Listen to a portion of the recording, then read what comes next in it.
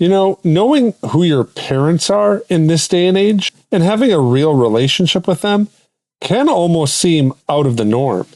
And even more so if a child knows their grandparent. And why is that? For many of us, as we raise our kids, our parents can be sometimes kind of stressful. And more inside of culture, we're encouraged to avoid people who stress us out. But doing that with our parents just seems like a dark place to be. And that's why we're going to talk about that next on the Celebrate Kids podcast in our daily segment, Facing the Dark. So let's turn now to Dr. Kathy Cook. Don't be afraid of the dark. Be careful with stars. Not every light is gonna guide you, baby. Not every light is gonna guide you. Dr. Kathy, a recent Pew Research Center study on parents' attitudes towards their upbringings suggests that conflict between parents and grandparents might be what they call unavoidable. Of the 3,700 parents that were surveyed, 44% said that they intended to raise their own kids differently from the way that their parents had cared for them. Conversely, 43% said they would adopt an approach similar to their own parents. The main idea in which they hoped to deviate concerned kind of love and relationships. So, Dr. Kathy, this is so interesting to me. Kind of growing up, my own grandparents told my parents that they weren't really babysitters. Now, flash forward 20 years, and my parents have our kids nearly every 3 days so that my wife and I can go and do different things like clean the house and go on dates and those kind of things, adulting things. When we look at child rearing, is the phrase, "it takes a village," really something that we should consider? Or is there kind of an importance and value of kind of locking the family down and really raising our kids the way that we've kind of determined them to be raised? Well, I don't like the idea of parents outsourcing parenting. So in that way, I don't like the village statement. In other words, we hire a piano teacher, we send them to a soccer camp, we send them to Sunday school, they go to, gymnastics at the Y. None of that is horribly bad. However, what becomes a problem, in my opinion, is where the parent gives away everything and says to the church and to the school and to the, piano teacher, do your job so I can just, take a long soak and eat my bonbons. And most parents are not doing that, but some are. Some are, frankly, lazy and choosing to let other people do their work. So do I think that parents ought to have a support system? Absolutely. I don't know how people do it today who don't have a group of people who they can call in times of need because of trauma and tragedy or being overwhelmed or being confused or a sick parent and I've got to go across, the country for a while, whatever the case may be. So you're blessed to have the parents you have. I think you're smart to prioritize your wife, your relationship, and the sanity that you have in a quiet home when all your kids are gone for a little bit. But you're also not giving up the parenting role. You're just asking for some support. So I think there's a real difference there. That's really great. I think that parents and community members, like you said, are kind of really a great support for families. But I'm also guessing that there are nuances in how they approach things and how we might kind of approach things in our own family. What are some important conversations or values that we should hold to and maybe even kind of pass along to those that we kind of allow into our family to help us kind of mentor or watch or encourage our kids? What might be some of those conversations or ideals that we should hold to as we bring other adults in to kind of walk through this sense of guiding these young people that are in our homes with us? Yeah, first of all, know who you're inviting in, and walk with them a while. I don't think we allow anyone to have access to our kids who we haven't seen in different circumstances. We haven't seen them behave with different people, whether that be a peer group, people younger or older than them. I think the first time that, I would have maybe a new babysitter or a mentor over, I would probably hang out. I probably wouldn't hire a new babysitter and then leave the house. I'd probably invite a potential new babysitter over for game night and movie night and dinner and see how they relate and how do they fit in and do they appear to have a similar understanding of how children are talked to, et cetera. So we need to be really careful and make sure. And it all starts, Wayne, with what in the heck are my values? Do I know what I'm doing? Do I know why I'm doing what I do? If I value gratitude and I want to raise my children to not be entitled, entitlement is one of the most dangerous things in our culture today, where people think they just have a right to whatever they want when they want it and just leave me alone. If I want to raise my kids up to be grateful and to be purposeful and to be meaningfully participating and to own responsibility for things, then I'm not going to let other people hang out with them a lot who don't believe that, for fear the kids are going to start wanting to listen to the cool person rather than listening to, mom or dad. I think when it comes to grandparents, it's extremely important that we talk to our parents about what they are and are not allowed to say. If a parent does something the grandparent doesn't like, and the grandparent lets the kids know that, now you're in a bad place. Because now the kids have a choice to say, well, I'm not going to do it because grandma said that was a really stupid idea.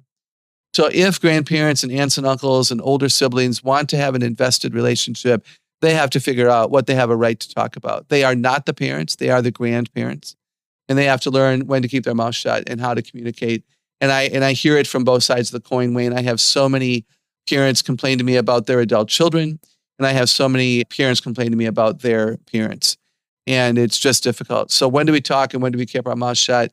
And if you don't follow the policy here, our policy is that you will not talk to our children about your alternative religion. And if we find out that you have talked with them about why you have given up on your faith in the God of the Bible, we will have to set up a stricter boundary, because we will not allow you to influence our children away from the God of the Bible. We want you to love them. We want them to love you. But this is a boundary I have a right as a dad to place into effect. Yeah, I think that's really an important conversation and a really challenging and maybe even impossible conversation to have sometimes. I mean, it's everything from, like you said, kind of faith formation to even things like hockey. I mean, there's a lot of grandparents that I've talked to who are wrestling with their own kids about, how do I talk to my child about this challenge that I see in their road? And it kind of leads me to this other question that I have with, what would you say to parents who maybe have experienced kind of maybe some trauma or other challenges with their parents in the past? I mean, I can imagine that it's really hard to move forward in allowing others to influence or even disciple your children as they become teens and young adults. But do you have advice for those of us who have had maybe kind of a hard time with our parents? Maybe they don't understand or see eye to eye. I mean, having those initial conversations are really, I think, helpful. But is there more that we should be processing, especially if we have some trauma or maybe even kind of on a lighter note, some challenges in our past? Yeah, for sure. I think we look for, what's the regular rhythm? Was mom, dad, or were my parents having an off day? Like, did they just come off of a road trip and they were exhausted, or did dad's best friend just have a stroke and he's so upset and therefore he behaved, critically and rushed Johnny and made Johnny feel really badly? So was there a one and done, kind of an off day concept? It's very different from a regular rhythm of disrespect, a regular rhythm of a critical, irresponsible kind of a nature. So that's what I would encourage parents and grandparents to do, looking at both sides of the family tree, if you will. Is it a consistent problem, or was it a one and done? And if it's consistent, then you have a right to the boundary. You have a right to say, Dad, I'm so sorry, but I just can't allow you to have influence over the kids right now. You're not in a healthy space. They're impressionable. They love you. And we've asked you to follow our rules about diet and sleep and conversation, and you've chosen not to. And the consequence for your choice to dishonor us is that we have to separate for a season. And I think that's language. The consequence for your choice to dishonor us is that we're going to set up this boundary. Now, Dad, we hope it's not forever. We're going to be watching.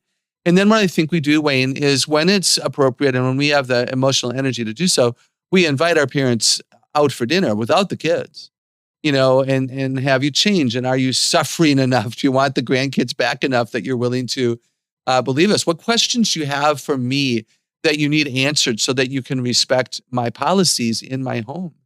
I think that's what we try to do. We try to see if there's been any change.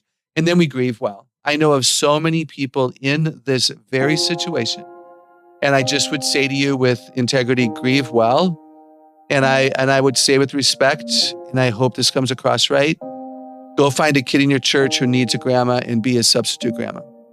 I know of some families who have moved across country and they're not close to any biological relatives anymore. And they have looked in their churches for elderly people who would love to be surrogate grandparents, who come to birthday parties, who come to piano recitals, who come to soccer games, who sit in the church and listen to the children's choir. And it's beautiful. It's not the same but it's beautiful. And we can do that. We can offer to be that when we see loneliness, and we can ask people to step into that space when we know that it would be good for us and our kids.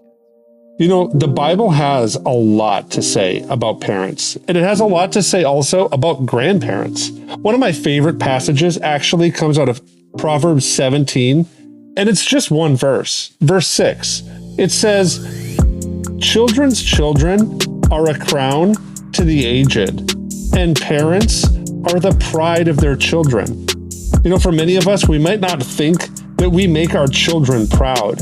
But I think as Dr. Kathy talked today, what we get a glimpse of is that children love parents who are involved. And children love when adults are involved in their lives, especially seniors. There's something that happens for young people when the elders in a community welcome them in. Doing that is something that we believe really celebrates kids. And it's a bright light in this cultural moment that doesn't seem to value children very well. So we hope that this has been an encouragement for you to go out and celebrate kids, be active and involved in their lives, and bring elders into your community. But as Dr. Kathy said, do it with prudence. For all of us here at the Celebrate Kids team, I want to say thanks for listening. My name is Wayne Stender, and Dr. Kathy and I are really looking forward to seeing you here again tomorrow.